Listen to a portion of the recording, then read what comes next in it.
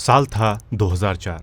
जगह चीन का निंगबो पोर्ट। यहाँ से हथियारों का जखीरा लेकर एक शिप इस रास्ते से रवाना होता है बांग्लादेश के चटगांव पोर्ट के लिए। जब ये शिप चटगांव पहुंचा तो इससे हथियारों को उतार कर भरा गया छोटे ट्रॉलर और जेटी में, और फिर इसे एक खाद बनाने वाली company Chittagong urea fertiliser limited jetty के जरिए लाया गया। शिपमेंट तय जगह पर पहुंच चुका था। कर्णफूली नदी के ऊपर खड़े ट्रॉलर और जेटी में भरे थे Chinese AK-47, semi automatic rifle, rocket shell, पिस्तौल, हैंड ग्रेनेड, 11.5 लाख कारतूस, 6,500 मैगजीन, 27,000 ग्रेनेड और 150 रॉकेट लॉन्चर। टोटल 1,970 टाइप के हथियार। चटगांव की लोकल पुलिस की मौजूदगी में हथियार उतारा जाने लगा। इन हथियारों को उतारकर 10 ट्रकों में भरा जाना था और फिर ये ट्रक रवाना किए जाने थे इंडिया बांग्लादेश बॉर्डर पर, और वहां से ये जाने वाले थे नॉर्थ ईस्ट के उल्फा मिलिटेंट्स के हाथ में। हथियारों को उतारा ही जा रहा था तभी बांग्लादेश के कोस्ट गार्ड और रैपिड एक्शन बटालियन ने वहां रेड कर दी और बांग्लादेश के इतिहास में जब्त की गई सबसे बड़ी हथियारों की खेप। अब है साल 2024 और पिछले महीने की 11 नवंबर की तारीख को पाकिस्तान के कराची से शिप समुंदर के इस रास्ते से होता हुआ सीधे बांग्लादेश के चटगांव पोर्ट पर पहुंचा है। बिल्कुल ठीक समझे हैं आप कि भारत के लिए ये चिंताजनक खबर है, क्योंकि चीन की तरह ही अब पाकिस्तान के पास एक रास्ता है जिसके जरिए वो भारत में हथियारों की स्मगलिंग आसानी से कर सकता है। ऐसा पहले भी हुआ है क्योंकि उल्फा मिलिटेंट्स को हथियार और शरण बांग्लादेश देता रहा है, और खासकर अब जब उसने पाकिस्तान के साथ हाथ मिला लिया है और भारत के साथ दिन ब दिन बांग्लादेश के संबंध रिलेशंस खराब होते जा रहे हैं, तो ऐसे में भारत के लिए परेशानी बढ़ सकती है। साल 1971 में बांग्लादेश बनने के बाद ये पहली बार है जब बांग्लादेश और पाकिस्तान सीधे पानी के रास्ते एक दूसरे के साथ ट्रेड कर रहे हैं। इससे पहले कोलंबो या फिर सिंगापुर के जरिए दोनों देश आपस में ट्रेड करते थे, सीधे कभी नहीं। इसे लेकर पाकिस्तान काफी खुश है और बांग्लादेश में मौजूद पाकिस्तान हाई कमीशन ने इसे दोनों देशों के बीच रिलेशंस को मजबूत करने वाला एक जरूरी कदम बताया है। शेख हसीना की सरकार गिरने के बाद लगातार भारत के रिश्ते बांग्लादेश के साथ खराब होते जा रहे हैं और इस वक्त बहुत ही नाजुक दौर से गुजर रहे हैं, क्योंकि शेख हसीना ने भारत के साथ रिश्ते अच्छे रखे थे। तभी तो जब अगस्त 2022 में पाकिस्तान जा रहे एक वॉरशिप को बांग्लादेश ने चटगांव में रुकने तक की इजाज़त नहीं दी थी। वहीं अब हालात इतने बदल चुके हैं कि अगले साल 2025 में पाकिस्तान में नेवी एक्सरसाइज होने वाली है और इसमें शामिल होने जा रहा है बांग्लादेश। यही नहीं, बांग्लादेशी लोगों के लिए पाकिस्तान ने फ्री वीज़ा की शुरुआत भी कर दी है। अगर मैप पर गौर करें तो चटगांव और मोंगला बांग्लादेश के 2 सबसे बड़े पोर्ट हैं और अब इन पोर्ट्स पर भारत को जबरदस्त तरीके से नजर रखनी होगी। दोस्तों, 26 मार्च 1971 इसी तारीख को दुनिया के नक्शे पर एक देश वजूद में आया था जिसका नाम है बांग्लादेश। इससे पहले इस इलाके में पाकिस्तान का झंडा फहराया जाता था। ऐतिहासिक रूप से जब से बांग्लादेश बना है तभी से बांग्लादेश के साथ इंडिया के रिश्ते ठीक ठीक रहे हैं, लेकिन जब से शेख हसीना प्रधानमंत्री के पद से हटी हैं और नए प्रधानमंत्री मोहम्मद यूनुस प्रधानमंत्री बने हैं, बांग्लादेश भारत के दुश्मन पाकिस्तान के साथ और चीन के साथ नज़दीकियां बढ़ा रहा है, जो कि भारत के लिए अच्छी खबर नहीं है। तो इस वीडियो में हम 5 सवालों के जवाब तलाशेंगे। नंबर 1, क्या बांग्लादेश के हिंदू सेफ हैं? पाकिस्तान क्या प्लान बना रहा है बांग्लादेश के साथ मिलकर? क्या शेख हसीना को हटाने का प्लान CIA ने बनाया था? अमेरिका के प्लान का फायदा चीन कैसे उठा रहा है? और अब क्या करेगा भारत? इन सब पर बात हम इस वीडियो में करेंगे। काफ़ी इंटरेस्टिंग वीडियो होने वाला है, इसलिए वीडियो को अंत तक देखिएगा और चैनल प्लीज़ सब्सक्राइब ज़रूर कर दीजिए। तो चलिए शुरू करते हैं एक और वीडियो और जानने की कोशिश करते हैं कि क्या इंडिया का एक और नया दुश्मन पैदा हो चुका है। दोस्तों, बांग्लादेश में हिंदू सेफ हैं या नहीं, इस पर सोशल मीडिया में काफ़ी चर्चा हो रही है। हमारे देश की फॉरेन मिनिस्ट्री ने भी बांग्लादेश में अल्पसंख्यकों को निशाना बनाए जाने को लेकर बयान दिया था कि वहां माइनॉरिटीज़ के घरों और दुकानों को आग के हवाले किया गया, लूटपाट की गई, तोड़फोड़ की गई। यही नहीं, मंदिरों को अपवित्र करने के कई मामले दर्ज हैं। भारत ने आरोप लगाया कि एक तरफ ऐसी घटनाओं में शामिल अपराधी खुलेआम घूम रहे हैं, वहीं दूसरी तरफ शांतिपूर्ण तरीके से जायज़ मांगे करने वाले धार्मिक नेताओं के खिलाफ आरोप लगाए जा रहे हैं। जवाब में बांग्लादेश ने भारत के बयान को बेबुनियाद करार दिया था। दरअसल शेख हसीना के जाने के बाद से ही बांग्लादेश के अल्पसंख्यकों को टारगेट किए जाने की खबरें आ रही थी, जिसके बाद इस्कॉन से जुड़े चिन्मय दास ने शांतिपूर्ण तरीके से प्रोटेस्ट करना शुरू कर दिया और बांग्लादेश सरकार के सामने माइनॉरिटीज की सेफ्टी के लिए 8 मांगे रखी। लेकिन उन पर आरोप लगा है कि उन्होंने 25 अक्टूबर को चटगांव के न्यू मार्केट इलाके में बांग्लादेश के झंडे के ऊपर भगवा झंडा फहरा दिया था। इसलिए चिन्मय पर बांग्लादेश के झंडे के अपमान का आरोप लगा, जो कि साफ पता चलता है कि फर्जी फर्जी केस है। इसके बाद चिन्मय को देशद्रोह के आरोप में गिरफ्तार कर लिया गया। 25 नवंबर को उनको गिरफ्तार किया गया था। फिर बांग्लादेश की अदालत ने उन्हें जमानत नहीं दिया और उनको जेल भेज दिया। इसके बाद चिन्मय दास के समर्थक सड़कों पर उतर आए और प्रोटेस्ट करने लगे। इसके बाद बांग्लादेशी मीडिया में ऐसी कई रिपोर्ट सामने आई थी जिनमें कहा जा रहा था कि इस्कॉन का चिन्मय दास से अब कोई संबंध नहीं है और वो उनके किसी भी बयान की जिम्मेदारी नहीं लेता है, लेकिन इस्कॉन ने इसे गलत बताया है। इस्कॉन ने कहा है कि इस्कॉन चिन्मय कृष्णदास के अधिकारों का समर्थन करता है, हिंदुओं और उनके पूजा स्थलों की रक्षा के लिए, और चिन्मय के शांतिपूर्ण प्रोटेस्ट के अधिकारों के वो साथ है।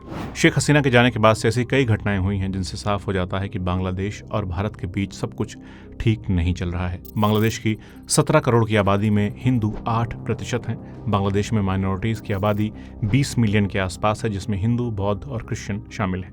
बांग्लादेश में प्रोटेस्ट शुरू होने के बाद अभी तक माइनॉरिटी कम्युनिटी के 9 लोगों की मौत हो चुकी है। 2000 से ज्यादा मामले ऐसे दर्ज हुए हैं जिनमें अलग अलग तरीके से माइनॉरिटीज के खिलाफ हिंसा की गई है। हालांकि शुरुआत में लग रहा था कि भीड़ शेख हसीना की पार्टी के सपोर्टर्स को निशाना बना रही है, लेकिन अब इसमें कम्युनल एंगल से इनकार नहीं किया जा सकता है। इधर 2020 के बाद ऐसा पहली बार हुआ है जब बांग्लादेश का कोई भी क्रिकेटर IPL का हिस्सा नहीं होगा। इस बार 13 बांग्लादेशी खिलाड़ी नीलामी के लिए अवेलेबल थे, लेकिन उनमें से किसी के नाम पर कोई बोली नहीं लगी। ऐसे में कुछ लोग इसे दोनों देशों के तनाव से भी जोड़ रहे हैं, क्योंकि इससे पहले साल 2008 में मुंबई में आतंकवादी हमला हुआ था और उसके बाद से भारत और पाकिस्तान के बीच रिश्ते खराब हो गए थे। तब से ही BCCI ने पाकिस्तानी खिलाड़ियों को IPL से बाहर कर दिया था। कहने का मतलब है कि बांग्लादेश और भारत के रिश्ते बहुत ही खराब हो चुके हैं। कभी बांग्लादेश में सेकुलर शब्द को हटाए जाने की बात हो रही है, तो कभी मोहम्मद अली जिन्ना की बरसी मनाई जा रही है, और सबसे चिंताजनक बात यह है कि बांग्लादेश की माइनॉरिटीज को टारगेट किया जा रहा है। अब आते हैं अपने अगले सवाल पर कि क्या प्लान बना रहा है पाकिस्तान बांग्लादेश के साथ मिलकर। दोस्तों, भारत के सिलीगुड़ी का ये इलाका सिर्फ 17 किलोमीटर ही चौड़ा है और ये एक तरह से इंडिया का चोक पॉइंट है। अगर ये कट गया तो पूरा नॉर्थ ईस्ट भारत से अलग हो सकता है। इस बात को भारत भी जानता है और चीन भी। इसलिए जब 1962 की लड़ाई में चीन की सेनाएं अरुणाचल प्रदेश में घुस आई थीं, तो पूरे नॉर्थ ईस्ट पर खतरा मंडरा रहा था। इसके बाद साल 2017 में फिर चीन ने इस इलाके को टारगेट किया था जब डोकलाम विवाद हुआ था। चीन ने चुम्बी वैली के आसपास कंस्ट्रक्शन करना शुरू कर दिया था। चिकन स्नेक, इसे हम सिलीगुड़ी कॉरिडोर कहते हैं, ये इलाका घुसपैठ और स्मगलिंग के लिए भी बदनाम है। ऐसे हालात में बांग्लादेश का पाकिस्तान के साथ हाथ मिलाना और ISI का इस इलाके में एक्टिव होना बहुत ही चिंता की बात है। इसलिए भले ही कहा जा रहा है कि बांग्लादेश और पाकिस्तान के बीच में डायरेक्ट शिप चलने से ट्रेड बढ़ेगा, लेकिन सच्चाई ये है कि ये एक जियोपॉलिटिकल मोटिव से किया गया है, ट्रेड के पर्पज से नहीं। क्योंकि कराची से चटगांव पोर्ट की दूरी 2600 नॉटिकल माइल्स है और ये दूरी कहीं से भी कॉस्ट इफेक्टिव नहीं है। दोनों देशों के बीच पहले भी बहुत ट्रेड कभी नहीं होता था, तो एक दूसरे पर डिपेंडेंसी कभी रही ही नहीं। ये किया गया है ताकि बांग्लादेश में भी पाकिस्तान की मौजूदगी रहे और इंडिया चारों तरफ से घिरा रहे, चीन, पाकिस्तान और बांग्लादेश। जब यहाँ पर BNP का शासन हुआ करता था तो बांग्लादेश से घुसपैठिए भेजे जाते थे। पाकिस्तान की नज़र कश्मीर पर है तो चीन की नज़र नॉर्थ ईस्ट पर। जमात उल मुजाहिदीन जैसे कुछ ग्रुप्स हैं जिनकी मौजूदगी बांग्लादेश और भारत दोनों जगहों पर है। और अब ऐसे में अगर इन ग्रुप्स को पाकिस्तान और चीन का साथ मिला तो इंडिया के लिए मुश्किल आनी ही है। यही नहीं, बांग्लादेश पाकिस्तान के साथ मिलकर मिलिट्री एक्सरसाइज कर रहा है। इससे पहले 11 सितंबर को पाकिस्तान के संस्थापक मोहम्मद अली जिन्ना की बरसी भी बांग्लादेश में मनाई गई थी। भारत ने जब बांग्लादेशी हिंदुओं का मुद्दा दोबारा उठाया तो बांग्लादेश इसे उनका आंतरिक मामला बता चुका है। यही नहीं, आज के हालात यहाँ तक पहुँच गए हैं कि बांग्लादेश के BNP के नेता कहने लगे हैं कि बांग्लादेश उन्होंने खुद बनाया, भारत ने तो अपने फायदे के लिए पाकिस्तान को बांटा था। मतलब चीन की भारत को घेरने की फुल तैयारी है और वो अपनी स्ट्रिंग ऑफ पर्ल की नीति में कामयाब होता दिख रहा है। चीन अपने फायदे के लिए पाकिस्तान और बांग्लादेश का इस्तेमाल कर रहा है, लेकिन अगर मैं आपको कहूँ कि इसके लिए अमेरिका और उसकी एजेंसी CIA जिम्मेदार है तो शायद आपको हैरानी होगी। दरअसल हुआ यही है, बांग्लादेश में हसीना की सरकार गिराई अमेरिका ने, लेकिन इसका फायदा मिल रहा है चीन को। आइए समझते हैं क्यों अमेरिका ने शेख हसीना की सरकार गिराई थी।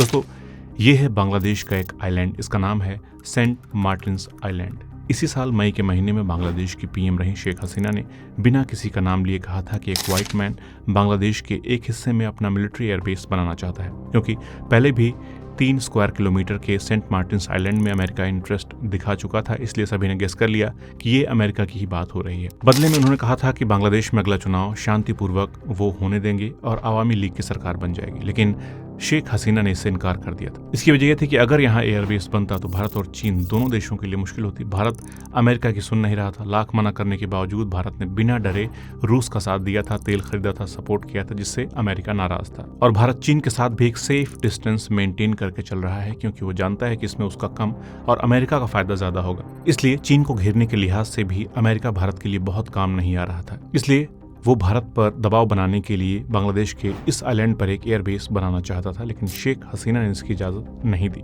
और फिर वही हुआ जिसका सभी को अंदेशा था। चुनाव से पहले दंगे भड़के और अमेरिका में जो बाइडेन की पार्टी डेमोक्रेट्स के करीबी और लाडले रहे मोहम्मद यूनिस बांग्लादेश के प्रधानमंत्री बन गए। अब अमेरिका को उम्मीद थी कि शेख हसीना ने जो काम नहीं किया है वो इनका प्यादा यूनिस करेगा, लेकिन इस पूरे सीन में घुस गया है चीन। आइए जानते हैं कैसे अमेरिका के प्लान का फायदा चीन को मिल रहा है।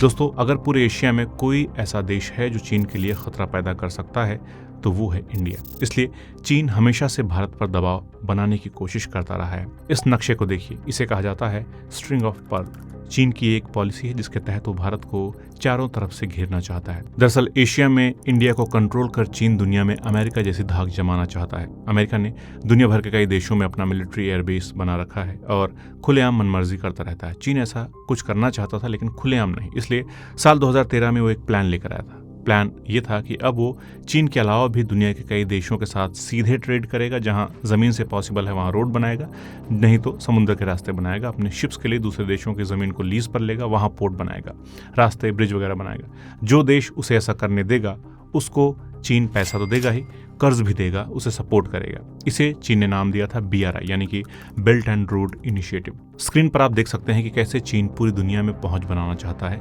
BRI के जरिए।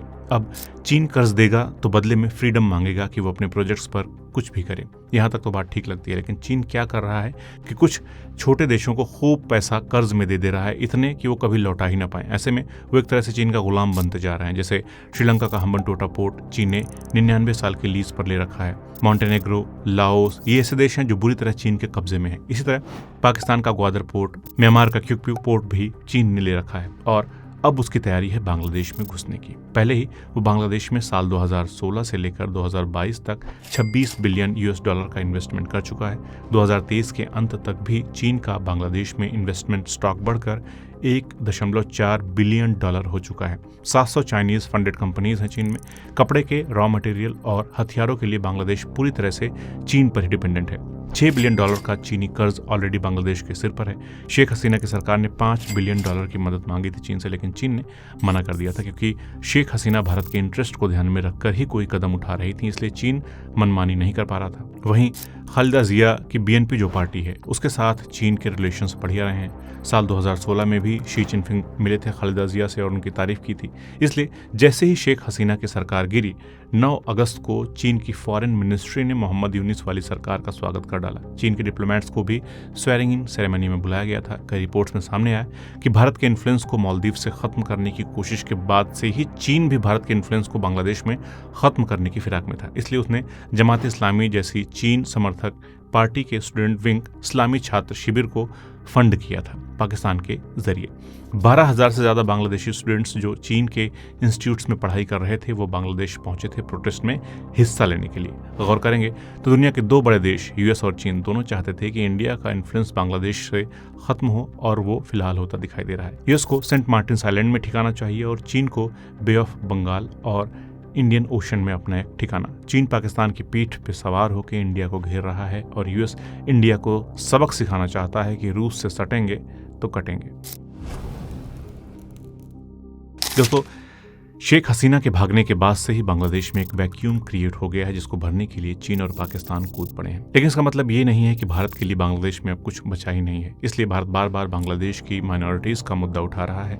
इसके साथ ही शेख हसीना की आवामी लीग पार्टी भी इंडिया को सपोर्ट करती रही है। और भारत के लिहाज से अच्छी खबर यह भी है कि मोहम्मद यूनिस को सपोर्ट करने वाली अमेरिकी डेमोक्रेट्स की पार्टी चुनाव हार चुकी है और ट्रंप पावर में आ गए हैं। तो भले ही अमेरिका अपनी पॉलिसी में कोई चेंज ना करे और सेंट मार्टिन आइलैंड ले ही जाए, लेकिन इंडिया के लिए जो बाइडेन जैसी बदले की भावना शायद ट्रंप सरकार ना दिखाए। उसकी वजह है रूस और यूक्रेन में उतना इंटरेस्ट ट्रंप को नहीं है जितना कि उनकी नज़र मिडिल ईस्ट और खासकर ईरान पर होगी।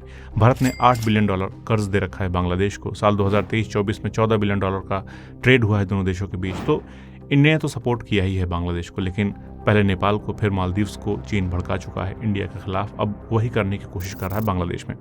भारत की कोशिश होगी कि वो बांग्लादेश के साथ डिप्लोमेटिक चैनल के जरिए बातचीत से रिश्ते सुधारने की कोशिश करें, क्योंकि बांग्लादेश और बे ऑफ बंगाल का इलाका इंडिया के लिए बहुत ज़रूरी है और यहाँ किसी दुश्मन का होना भारत बिल्कुल भी अफोर्ड नहीं कर सकता है। भारत की गलती रही है कि वो शेख हसीना की सत्ता जाने के बाद नए सिस्टम के साथ तालमेल नहीं बना पाया और उलझ गया। जबकि अगर देखें तो शेख हसीना ने भी तो चीन के साथ रिश्ते बढ़ाए ही थे, लेकिन उनके जाते ही चीन ने उनको बुला दिया और अपने इंटरेस्ट पर नज़र रखी। भारत यहाँ चूक गया।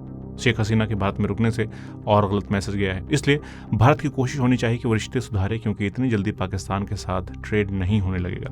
बांग्लादेश का साउथ एशिया में सबसे बड़ा ट्रेड पार्टनर इंडिया ही है और बांग्लादेश भी अपना नुकसान नहीं चाहेगा। वो ऑलरेडी कर्ज में बहुत फंसा हुआ है। दोस्तों, इतिहास में 16 दिसंबर की तारीख दर्ज है विजय दिवस के रूप में। इस दिन ही 1971 में पाकिस्तान को भारत ने हराया था, जिसके बाद ही बांग्लादेश बना था। मगर इस बार जब ये तारीख नज़दीक आ रही है तो सवाल उठ रहे हैं कि क्या फिजूल में ही बांग्लादेश को इंडिया ने आज़ाद कराया। क्योंकि इतिहास के नज़रिए से देखें तो पाकिस्तानी बंगालियों को खुद से कमतर समझते थे। बंगाली की जगह उन पर उर्दू थोप रहे थे, उनकी कमाई का हिस्सा खा जा रहे थे। हिंदुओं को और तमाम बांग्लादेश के उन लोगों को जो आज़ादी की मांग कर रहे थे, उन्हें मौत के घाट उतारने वाले उसी पाकिस्तान के साथ आज बांग्लादेश दोस्ती बढ़ा रहा है और भारत को आंख दिखा रहा है। उम्मीद करते हैं कि बांग्लादेश में माइनॉरिटीज़ के खिलाफ जो जुल्म हो रहा है वो फ़ौरन बंद हो जाएगा और बांग्लादेश अमन और तरक्की की राह पर फिर लौट जाएगा। आपको कैसा लगा ये वीडियो ज़रूर बताएं। कोई बात कहना चाहते हैं तो कमेंट कर दें। चैनल को सब्सक्राइब करना ना भूलें और अगर सपोर्ट करना चाहते हैं तो चैनल को प्लीज़ ज्वाइन कर लीजिए या फिर थैंक्स भेज दीजिए। तो जल्द मिलते हैं ऐसे ही किसी और वीडियो में। तब तक के लिए इजाज़त दीजिए। नमस्कार।